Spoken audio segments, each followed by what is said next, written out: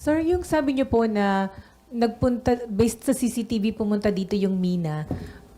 Dun sa report sa Check ko inyo, yung name, ha? opo. Yung Mina talaga. Pero WJ yan. WG. Sir, Sige, tuloy mo may lang. dala lang po. Nakikinig ako. Sige, sir. Multitasking. May bit-bit po ba na bag, maleta, or possible na sisidla ng pera, sir? Hindi ko pa alam yon. Hindi ko pa nakita eh. Pinapasecure ko yung footage at the same time para mamaya kasi may meeting ako, may staff meeting ako after dito. I-prepare na namin yung susunod na pagdinig, ano? Na ano, Mina, tama. Mina yung name ng representative ng WJ. So, tatalakay namin ano yung way forward namin sa pagdinig sa Thursday. Sabi niyo po, chine-check na ninyo yung sa 355 million na insertions. Sir, paano po ba yung naging insertions ito? Divided siya, hindi siya bultong 355. Ang hindi ko sure kung total yung 355 o isang buong 355 sa isang item. No? Hindi ko nakita actually yung record. I only relied on the research work conducted by my staff. Nireport sa akin, and actually, May 2025, at nakita ko nga sa isang TV, kinamayan ba yun? Na meron sa Valenzuela na May 2025 na award, Phase 3, pero hindi existing, meaning ghost project. So we will validate that. No? Merong ganong report. Isa na yon do sa 355. I think sa Valenzuela City yon na phase 3 ng isang flood control project. So we will validate that on the ground. Ano? Papupuntahan ko rin yon. Kasi nakita ko rin doon sa website ng DPWH na yung meron din yung global crit sa Valenzuela. Pero tingnan natin ano kung kasi kailangan sarili naming pagre-research ang gagawin.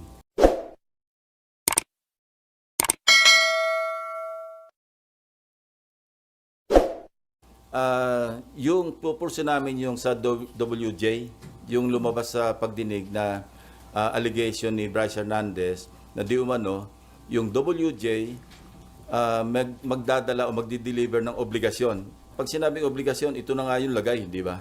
So pupurso namin yon, and as we speak, meron kaming video footage ng CCTV footage na dumalaw dito talaga yung WJ.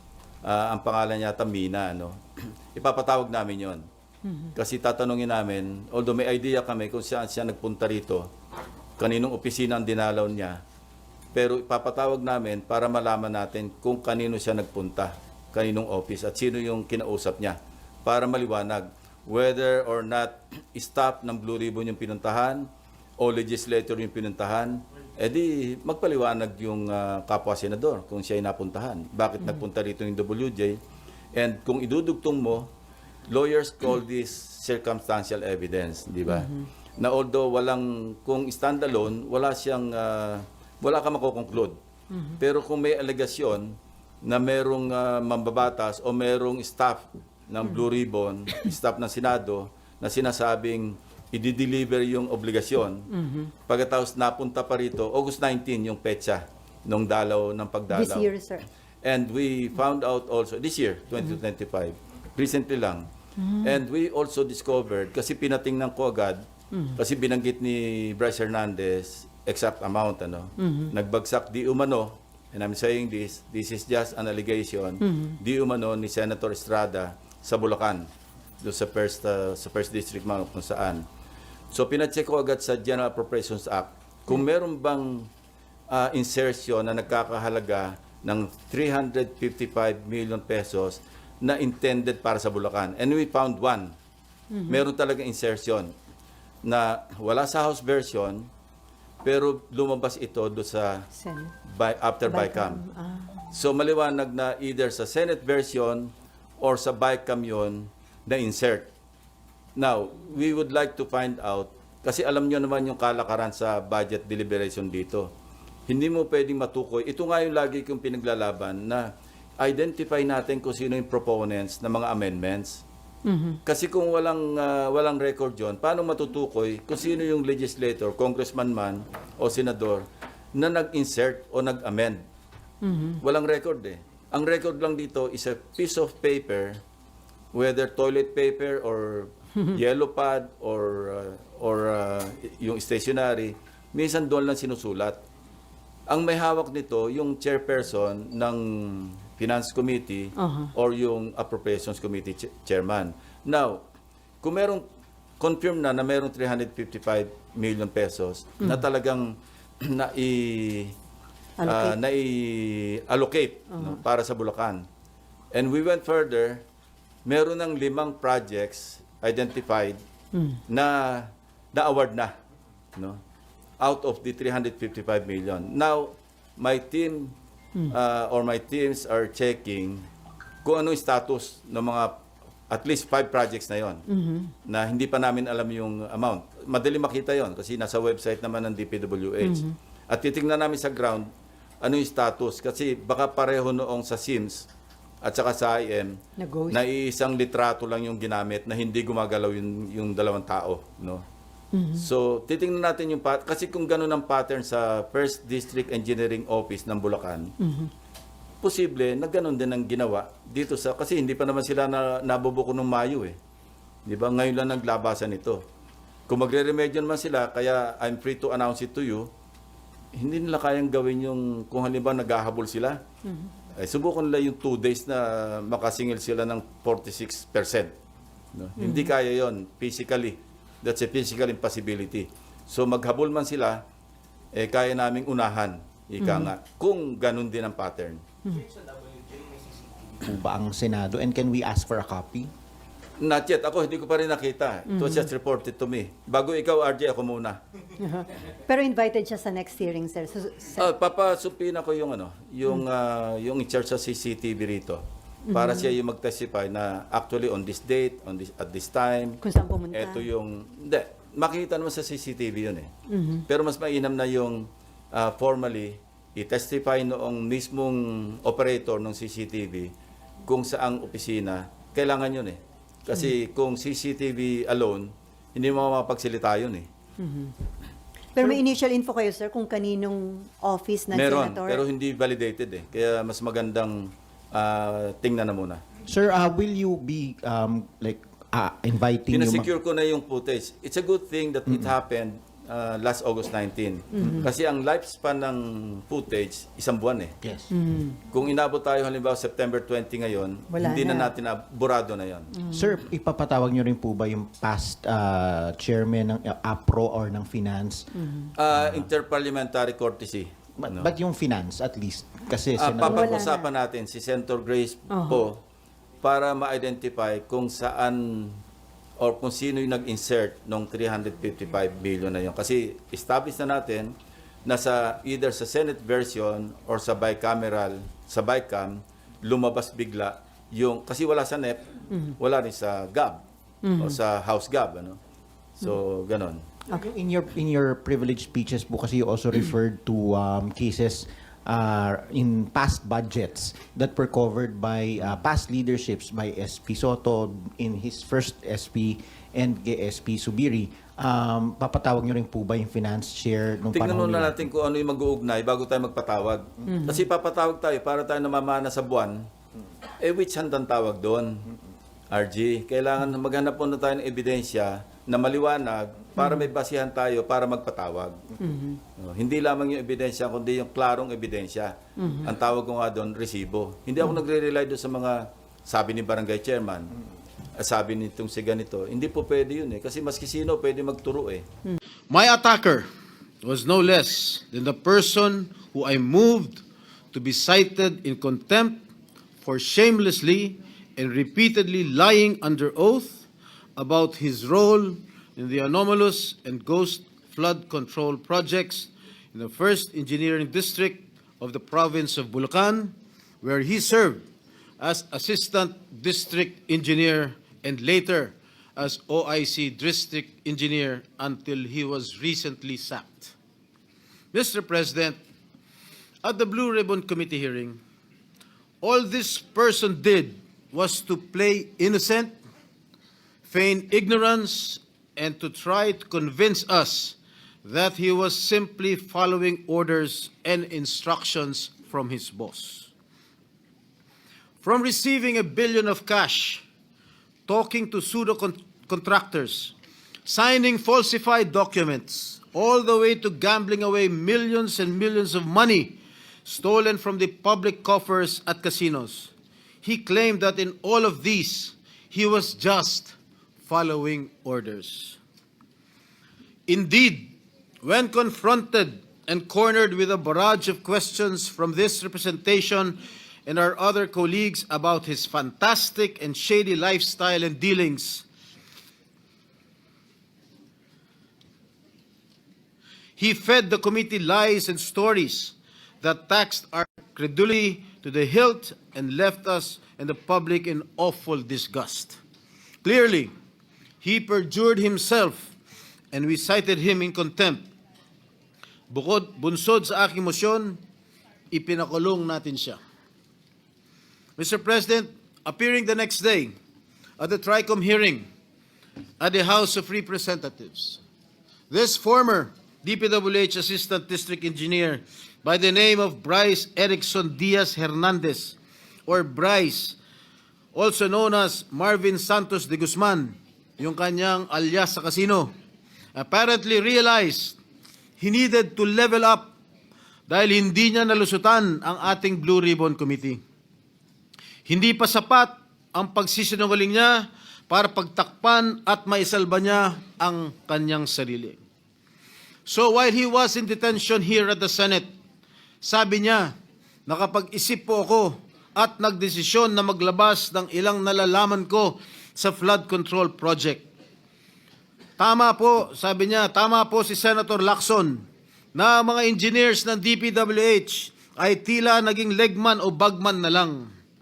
Kung tatanungin niyo po ako kung sino o kanino kami naging bagman, sasagutin ko na po ngayon. Nakapag-isip? May naniniwala ba dito? Samantalong ayon nga sa impormasyon ni Senator Lacson, habang naghihiring ang Blue Ribbon noong September 1, nasa casino siya at nagsusugal. And then, lo and behold, during the TRICOM hearing, he then proceeded to take off from that remark jokingly addressed to me by Senator Marcoleta when Mr. Diskaya said that there were no senators involved. Ang sabi ni Senator Marcoleta, safe ka na. Mr. Hernandez said, sabi ni Senator Marcoleta kahapon, ligtas ka na. Hindi po ito totoo.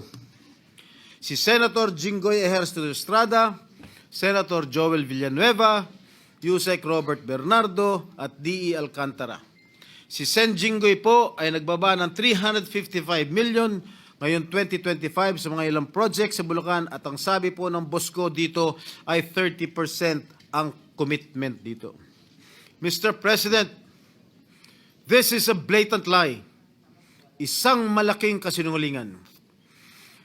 I wish I did not have to borrow your time in this privileged hour to demonstrate how crooked my accuser is. I know most of you have probably witnessed the proceedings in the investigations conducted by both houses of Congress, where he has so far appeared. But I beg your indulgence in defense of my name, which Mr. Hernandez conveniently dragged to take the heat off him and his cable. A desperate attempt to divert attention away from the real issue, his own involvement in ghost projects and questionable dealings. Batay sa aking mga nakalap na sinumpaang salaysay ng ilan sa mga kawani ng DPWH at mga kasamahan ni Mr. Hernandez, malinaw na sangkot siya sa mga ghost projects sa Bulacan. Pinatotohanan nito ng hindi lamang isa, kundi 3 opisyal na nagsabing siya at si RJ Dumasig, Project Engineer 1 ng Bulacan, 1st District Engineering Office, ay kapwa kasangkot sa mga proyektong ito. Pinatotohanan din ito ni na John Michael Ramos, dating OIC ng Construction Section ng Bulacan 1st District Engineering Office, Ernesto Galang, Hepe ng Planning and Design Section ng parehong distrito, at Norberto De Leon Santos, hepe ng Quality Assurance Section. Lahat sila ay nagbigay ng sinumpang salaysay na nagdidiin kay Bryce Erickson Hernandez. Ang dalawang ito ay kabilang sa tiniguruan ni Senator Lacson na BGC Boys o Bulacan Group of Contractors, mga suki sa kasino. Si Bryce, also known as Marvin Santos de Guzman, ay nakapaglustay na abot ng 435 million at nakapag-launder ng perang humigit sa 1 bilyong piso. Samantalang si RJ, alias Sandro Bernardo Park, ay umabot naman sa 16.9 million ang natalo sa kasino. Ginoong Pangulo, malinaw ang paglalahad ng ating kasamang senador na ang kanilang mga gawain ay nagpapahiwatig na sila'y sangkot sa paglilinis o paglalaba ng mga nakulimbat nilang pondo ng bayan. Sa aking pagtatanong nitong nakarang Lunes sa pagdinig ng Blue Ribbon Committee, sa General Manager ng Sims Construction Trading na si Ginang Sally Santos, inamin niya na naghatid siya ng kabuang 1 bilyong piso mula taong 2022 hanggang taong 2025 sa DPWH at iniabot yon kay Mr. Bryce Hernandez. Ayon pa kay Ginang Santos, ang halaga ng pera na kanyang dinadala na minsan ay nakalagay sa mga kahon ng noodles ay depende sa proyekto at minsan ay umabot ng 245 million pesos sa isang hatid. Kapal ng mukha mo. Sinabi rin ni Ginang Santos na si Mr. Hernandez at DPWH Engineer JP Mendoza, Chief ng DPWH Bulacan's Construction Division, ay ginagamit ang lisensya ng Sims Construction para sa mga proyekto nila. Si Mr. Mendoza, na may alias na PJ Castro Asuncion, na pinangalanan din ni Senate President Pro Tem Lacson, na kabilang sa BGC Boys, ay may kabuang 418 million na nilustay sa iba't ibang kasino at nakapag-launder ng perang mahigit 280 million pesos. Kung nakakapagpatalo ng 10 milyon si Mr. Hernandez sa kasino, hindi na rin siguro nakapagtataka kung bakit hindi siya nalalayo sa mga diskaya pagdating sa paramihan ng koleksyon ng mga sasakyan. Nauna nang inamin ni Mr. Hernandez na siya at ang kanyang asawa na isang dating rank and file employee ng GSIS ay nagmamayari ng mga mamahalang sasakyan gaya ng Dodge Challenger, Toyota Supra at Lamborghini Urus Performante. Hindi ito karaniwang pag-aari ng isang empleyado ng gobyerno. At hindi pa dito nagtatapos ang listahan, Ginoong Pangulo. Nandun sa kanyang garahe, isang Ford Everest, Ford Territory, Toyota Corolla Cross, Suzuki Jimny, Mitsubishi Pajero, Honda Civic Type R Turbo, and add to this his collection of high-end motorcycles, BMW R1250GS, Yamaha T-Max, BMW C400 GT, Ducati X Diavel Nera, Honda Goldwing, Ducati Street Fighter, BMW R1300 GS, Vespa scooter, at yung kanyang asawa, meron 2 Toyota Hilux, isang Toyota Fortuner, Kia Carnival, BMD X3, Toyota Land Cruiser, Vespa Primavera, Honda, BMW. Mga kaibigan, Ginoong Pangulo, Bryce Hernandez claims these vehicles are part of a buy and sell business run by his sibling. But why are all these vehicles registered under their names? Bakit nakarehistro ang kanilang mga sasakyan sa kanilang mga pangalan kung sinasabi niya buy and sell business itong mga ginagawa nila? Gago. Magkano ba ang sahod ni Hernandez? Sapat ba ang kanyang kita o ng kanyang asawa para magkaroon ng ganitong karangyaan? Mr. President, ginagamit bilang umano'y ebidensya laban sa akin ang mga larawang kuha sa iba't ibang okasyon gaya ng birthday party.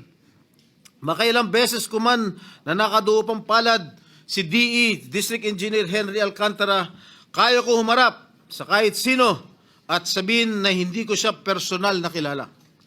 Mismo ang Pangulong Marcos na nga nagsabi na ang mga larawan natin ng mga opisyal o public figures ay hindi sapat na batayan para patunayan at masabing talagang kilala natin ang mga nakakasalamuhan natin.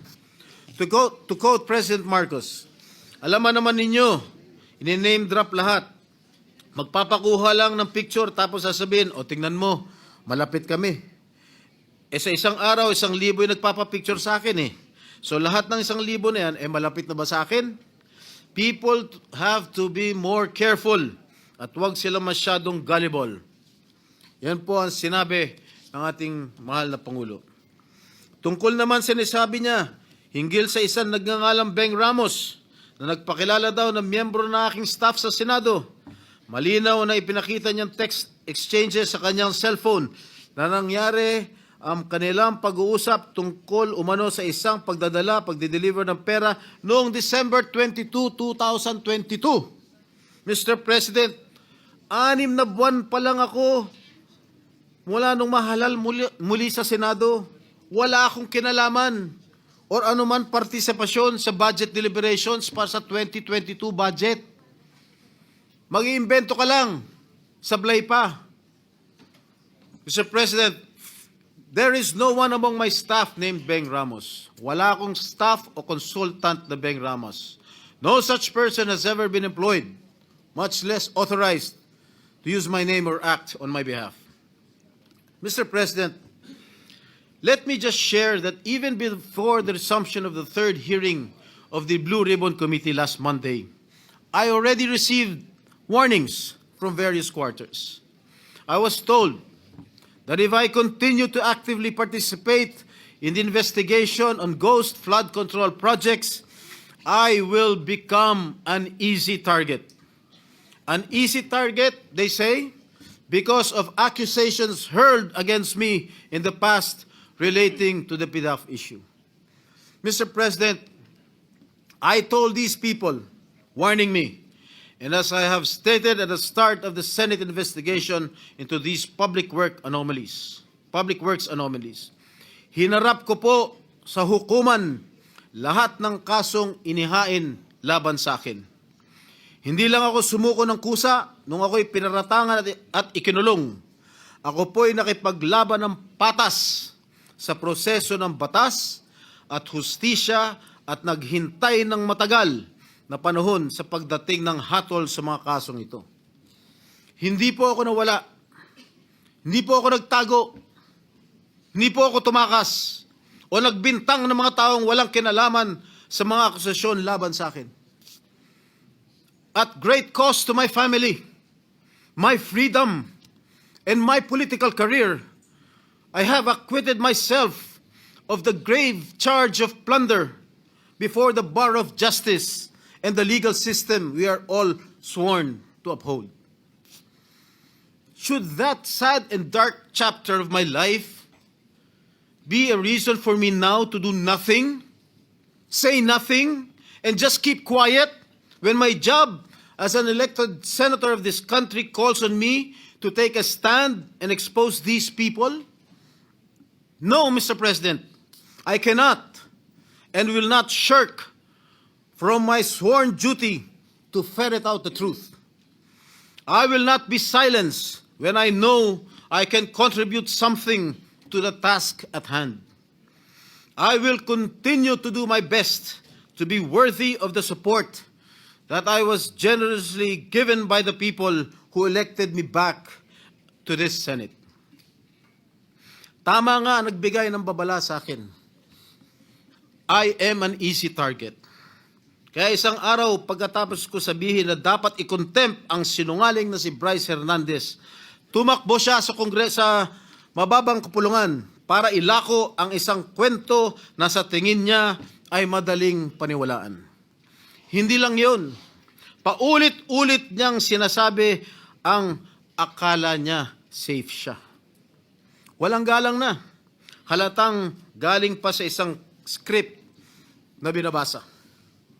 Marami sa akin ang nagsasabi, huwag kong patulan ang isang tao na sa sobrang kapal na muka, nakuha pong magkasino habang iniimbestigahan ang mga krimen niya dito sa Senado. Mr. President, kung nakuha kong humarap sa kaso at tanggapin ang kaparusahan ng isang krimen kung saan ako'y napawalang sala, lalong kayang-kaya kong harapin ang isang Bryce Hernandez na lantarang sinungaling at magnanakaw. Ang sabi nga ni Senator Marcoleta, safe ka na. With due respect to our colleague, hindi po, Senator Marcoleta. Hindi ikaw, hindi ako, at lalong hindi safe ang taong bayan. Hanggang may mga Bryce Hernandez na engineer ng kasinungalingan at pandarambong ay hindi tayo safe. Hanggang may mga ghost projects sa DPWH at iba pang ahensya ng gobyerno, hindi safe ang pera ng bawat Pilipino na nagbabayad ng buwis. Isipin na lang ninyo, takot na takot ang mga kababayan natin basta BAR na ang kaharap habang may mga walang konsensang tao na isinusugal lamang sa kasino ang pera ng pinaghirapan at binuno nilang ibayad. Hanggang may mga tao na nagbabayad, nananakot at ngayon ay pilit na nililis ang kwento, ay hindi tayo safe. Mr. President, my dear colleagues, if my opponents think that they can weaponize me, that they can weaponize my past to stop me from investigating, nagkakamali sila. If my critics think that funding a social media campaign against me will prevent me from going after liars, thieves, and crooks, hindi nila ako kilala.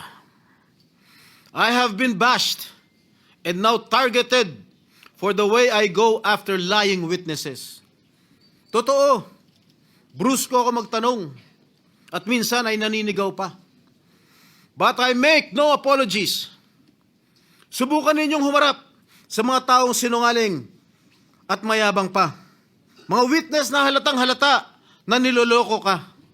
Mga opisyal na gobyerno na nagmamalinis at nagtuturoan. Tingnan natin kung hindi kayo magalit. Mr. President, my brother, Senator J.V. Ejercito, is known as the good one. Okay lang po yan. Dahil kapatid ko naman siya. But let me be known as the other strada who went after the bad ones. I will expose and relentlessly pursue the bad ones regardless of the risk, and notwithstanding the cost. Hindi ako natatakot at lalong hindi ko papayagan na gamitin ng masasamang tao ang nakaraan ko para lamang patahimikin ako. I have been jailed. I have been vilified, crucified, and publicly humiliated. But I will never allow the likes of Bryce Fernandez to turn the tables on me. Kayo ang nasasakdal sa mata ng taong bayan, hindi ako. Mr. President, I vow never to let the masterminds and engineers of this massive defrauding of the Filipino people to silence me. Hindi pa ako tapos at lalong hindi ko kayo uurungan.